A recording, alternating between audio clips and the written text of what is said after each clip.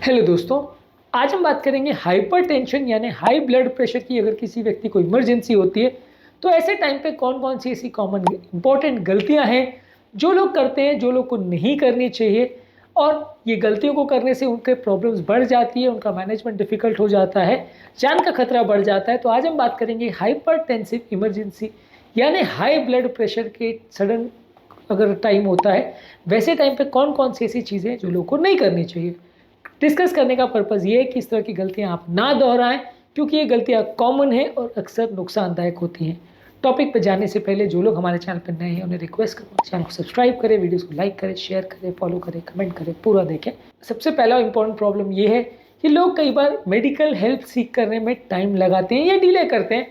लोगों को लगता है कि बीपी 190 है, 200 है, उनको दिख रहा है कि पेशेंट को कोई प्रॉब्लम हो रही है, उनको दिख रहा है कि पेशेंट की कंडीशन बिगड़ती जा रही है, लेकिन वो कई बार हॉस्पिटल जाने में या मेडिकल ट्रीटमेंट लेने में डिले करते हैं, जिसकी वजह से एक प्रॉब्लम क्रिएट हो जाती है और पेशेंट की हालत कई बार बहुत ज़्यादा बिगड़ जाती है, मैनेज करना अक्सर मुश्किल हो जाता है।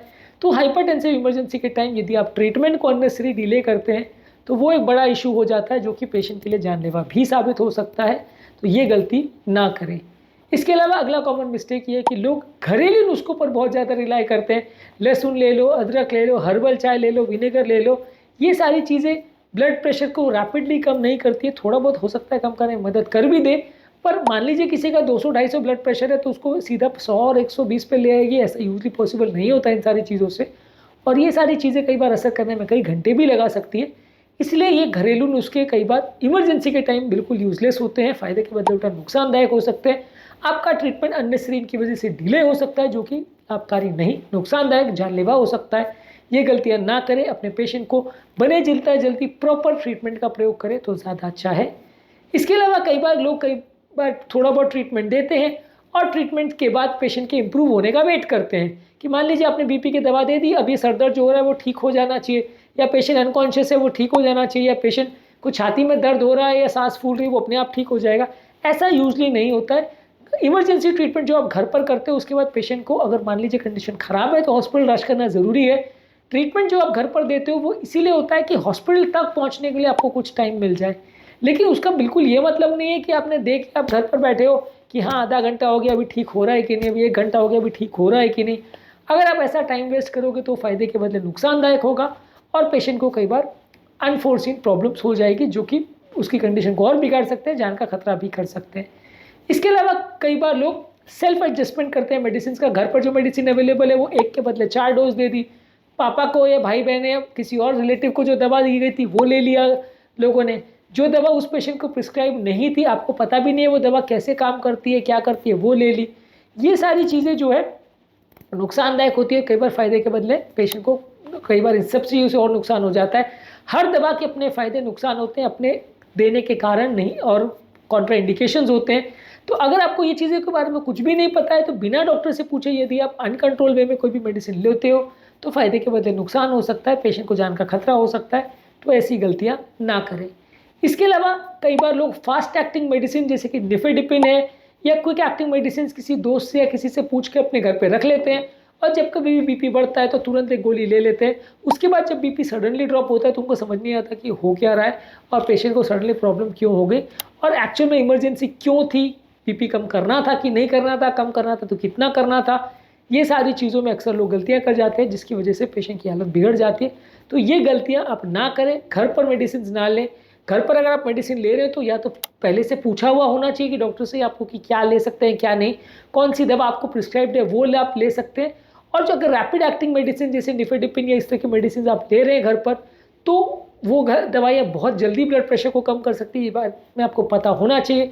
और अगर ब्लड प्रेशर ड्रॉप हो तो क्या करना है, पेशेंट को हॉस्पिटल रश करना है, किस टाइम पे करना है, कैसे करना है, ये सारी चीज़ें पहले से प्री प्लान्ड होनी चाहिए, नहीं तो कई बार आपको उस समय दिक्कत हो जाती है। ये जो सबलिंगुअल हार्ट अटैक के टाइम देने वाली सॉर्बिट्रेट गोली भी होती है, ये भी कई बार सडनली ब्लड प्रेशर कम करती है। लैसिक्स जो कई बार पेशाब बढ़ाने के लिए दी जाती है, ये भी कई बार सडनली ब्लड प्रेशर ड्रॉप करती है।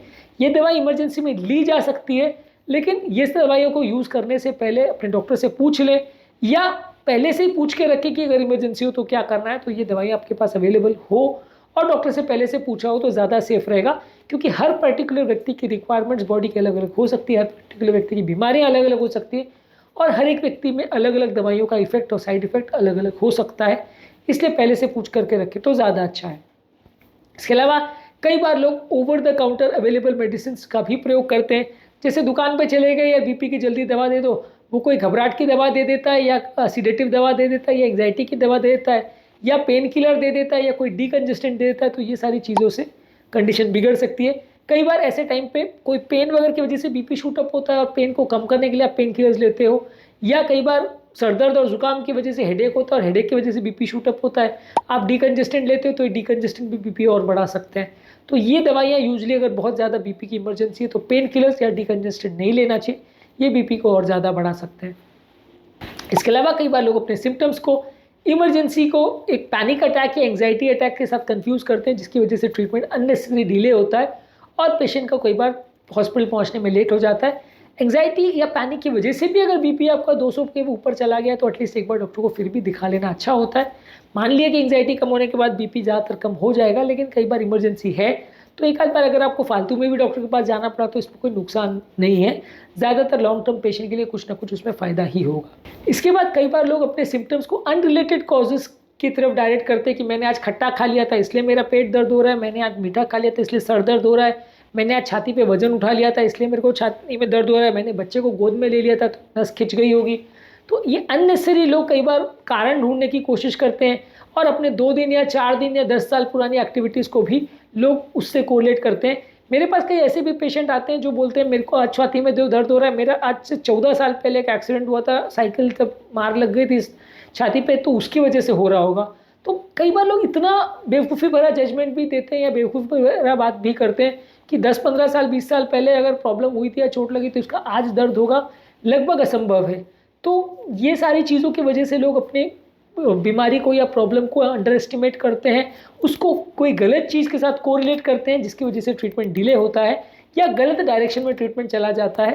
तो ये सारी चीज़ों को ना करें, ये डिसीजन आपके डॉक्टर पर छोड़ दें कि आपको ब्लड प्रेशर बढ़ा या जो इमरजेंसी क्रिएट हुई वो क्यों हुई।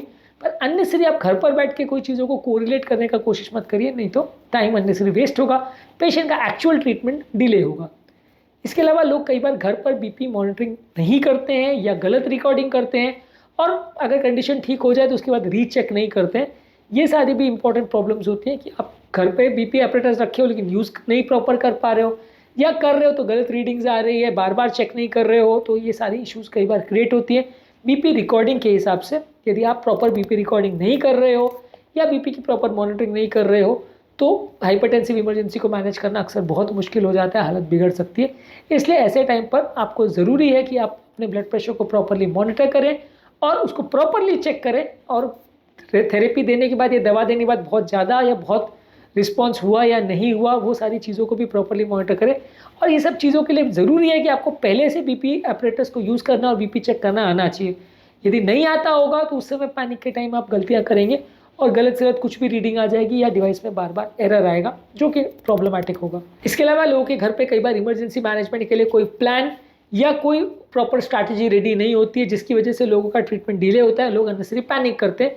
तो आपको पहले से पता होना चाहिए कि आपके घर पे क्या करना है अगर इमरजेंसी हो और कैसे मैनेजमेंट करना है, जिसकी वजह से आपका अगर इमरजेंसी होती है तो अननेसेसरी पैनिक क्रिएट ना हो और ट्रीटमेंट पेशेंट का डिले ना हो। इसके अलावा जब कभी इमरजेंसी हो तो कई बार लोग उस टाइम पे चलना फिरना करते हैं ताकि ब्लड सर्कुलेशन बढ़े। कई बार लोग ठंडे पानी के शावर्स करते हैं जिससे लोगों को लगता है कि लोगों का ब्लड प्रेशर कम हो जाएगा, या सर पे ठंडा पानी डाल देते हैं, सर पे ठंडे पानी की पट्टियाँ करते हैं ताकि जो सर गर्म हो गया वो ठंडा हो जाए। तो ये सारी चीज़ों से कुछ खास फ़ायदा नहीं होगा। अगर आप चलना फिरना और एक्सरसाइज इस टाइम पे करेंगे तो बीपी और बढ़ेगा।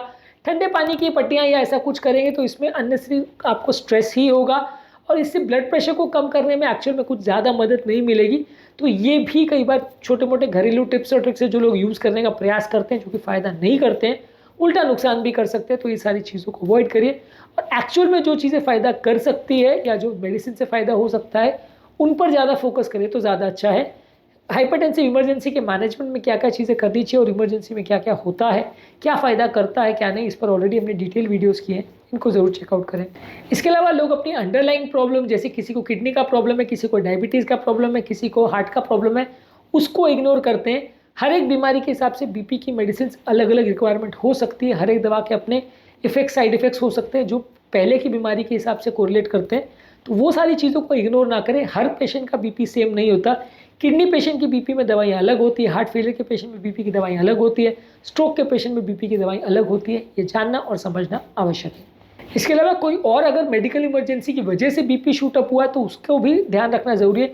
कई बार हार्ट अटैक की वजह से पेन होता है और उससे बीपी शूट अप होता है, लकवे की वजह से ब्रेन का प्रेशर बढ़ता है तो बीपी शूट अप होता है।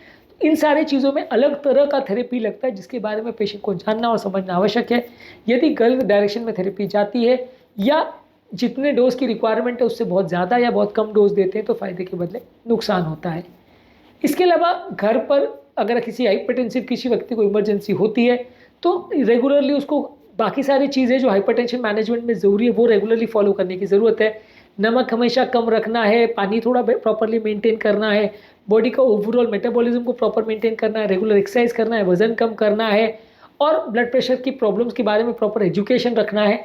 ये सारी चीज़ें लॉन्ग टर्म मैनेजमेंट में आती है, जिसके बारे में फोकस करने की आवश्यकता है ताकि अगली बार प्रॉब्लम ना हो। अगर एक बार किसी व्यक्ति को हाइपरटेंशन का इमरजेंसी या प्रॉब्लम हो गया है तो उसको प्रॉपरली जानकारी उस बारे में होना आवश्यक है ताकि वो दूसरी बार उस प्रॉब्लम से बच सके और या अपने फ्रेंड्स या रिलेटिव्स को बचा सके। इसके अलावा एक और चीज़ ये कि कभी कभी ऐसा होता है कि लोग के घर पे किसी को हाइपरटेंशन इमरजेंसी होता है, लेकिन लोग उसको रिकॉग्नाइज करने के बदले उस समय ऐसी ऐसी चीज़ों को यूज़ करते हैं जो बहुत स्लो एक्टिंग है। मान लीजिए आपने उस समय पे व्यक्ति का खाना में नमक कम कर दिया या उस समय उसको एक गिलास पानी दे दिया या उस समय उसको कुछ ऐसा चीज़ दे दिया जिससे या उस समय उसको कोई चाय कॉफ़ी दे दिया जिससे बॉडी में थोड़ा सा पानी निकल जाए। इस तरह की कोई चीज़ अगर आप उस समय करते हैं तो वो जल्दी एक्ट नहीं करेगा, बहुत स्लो एक्ट करेगा और इमरजेंसी में लाभकारी नहीं होगा। तो आपको पता होना की आवश्यकता है कि कौन सी चीज़ कितने टाइम में असर दिखाएगी। अब अगर व्यक्ति एक्सरसाइज करेगा या नमक कम करेगा या वज़न कम करेगा, ये सारी चीज़ें इमरजेंसी की नहीं होती हैं, ये सारी चीज़ें लॉन्ग टर्म मैनेजमेंट के लिए होती है। तो आपको पता होने की आवश्यकता है कौन सी चीज़ें शॉर्ट टर्म मैनेजमेंट के लिए दी जाती है, कौन सी चीज़ें लॉन्ग टर्म मैनेजमेंट के लिए दी जाती है। ये सारी चीज़ों में थोड़ा जानकारी होना आवश्यक है, नहीं तो आप गलत चीज़ों पर विचार करते रहोगे और पेशेंट का टाइम वेस्ट होता रहेगा। इसके अलावा जहाँ कहीं भी प्रॉब्लम है तो नज़दीक के हॉस्पिटल में पेशेंट को लेके जाइए। जहाँ पे भी प्रॉपर फैसिलिटी अवेलेबल है आईसीयू की या हॉस्पिटल केयर की, वहाँ पे पेशेंट को लेके जाएंगे तो कंपैरेटिवली चांसेस बेटर रहेगा कि इमरजेंसी मैनेजमेंट अच्छे से हो जाए। अगर किसी पेशेंट को हॉस्पिटल आप नहीं लेके जाते हाइपरटेंसिव इमरजेंसी में तो कभी कभी ये जानलेवा हो सकती है। ज़्यादातर एक बार पेशेंट अगर हॉस्पिटल पहुंच जाता है और अगर बहुत डेंजरस कोई इमरजेंसी नहीं है, जैसे कोई स्ट्रोक या एओर्टिक डिसेक्शन नहीं है या हार्ट अटैक ऐसा कुछ नहीं है, तो ज़्यादातर पेशेंट्स को बचाया जा सकता है और प्रॉब्लम मोस्टली नहीं आती है। डिले करने की वजह से अननेसेसरी पेशेंट की हालत बिगड़ जाती है जो कि कई बार प्रॉब्लमेटिक होती है। तो बहुत अननेसेसरी डिले नहीं करें और अगर ऐसी प्रॉब्लम हो रही है तो प्रॉम्प्टली उसको रिकॉग्नाइज करें और तुरंत हॉस्पिटल पेशेंट को लेके जाएं। सबसे इंपॉर्टेंट स्टेप यही है हाइपरटेंशन के मैनेजमेंट में कि परे जितना जल्दी इमरजेंसी कंडीशन में पेशेंट को हॉस्पिटल लेके जाएं। इमरजेंसी की डेफिनेशन क्या है और प्रॉपर मैनेजमेंट क्या है और कब पेशेंट को हॉस्पिटल ले जाना चाहिए, ये सारी चीज़ों को हमने अलग वीडियो में डिस्कस किया है। जब कभी भी हाइपरटेंशन हो तो क्या क्या चीज़ें करनी चाहिए शॉर्ट में बात कर लेते हैं। यूजली हाइपरटेंशन हो और आपको पता है कि बीपी बहुत ज़्यादा है और पेशेंट को नुकसान कर सकता है तुरंत में, तो उससे में काम रहिए। जो दवाइयाँ पेशेंट को पहले से पता है कि इसके लिए उपयोगी है वो दवाई ले लीजिए। एक्स्ट्रा डोज अगर डॉक्टर से पूछ के आप ले लो तो ज़्यादा अच्छा है। इसके अलावा कोई ड्रास्टिक एक्शंस नहीं करने, कोई बहुत अग्रेसिव मेडिसिन या 5-5 6-6 गोलियाँ नहीं खा लेनी है। जितना डोज डॉक्टर ने प्रिस्क्राइब किया है या पहले से आपने पूछ रखा है उतना ही खाइए। पहले से इस बारे में तैयारी रखें तो ज़्यादा अच्छा है, क्योंकि इस तरह के सिचुएशंस कई बार सडनली अराइज होते हैं और उस समय मैनेज करना कई बार मुश्किल हो जाता है। कई बार वैसे टाइम पे डॉक्टर से कॉन्टैक्ट करना भी मुश्किल हो जाता है, तो पहले से अगर सिचुएशन की तैयारी हो तो ज़्यादा अच्छा है। आज के टॉपिक में हमने बात करी कि यदि किसी व्यक्ति को अगर हाइपरटेंशन का इमरजेंसी है तो कौन कौन सी ऐसी कॉमन गलतियाँ हैं जो लोग करते हैं जो ऐसे टाइम पर नहीं करनी चाहिए। इसके अलावा हाइपरटेंसिव इमरजेंसी और हाइपोटेंसिव इमरजेंसी पर हमने ऑलरेडी सेपरेट वीडियोस किए, उनको भी ज़रूर चेकआउट करें। टॉपिक एंड करने से पहले जो लोग हमारे चैनल पर नए हैं उन्हें रिक्वेस्ट करूँगा कि चैनल को सब्सक्राइब करें, वीडियोस को लाइक करें, शेयर करें, फॉलो करें, कमेंट करें, पूरा देखें।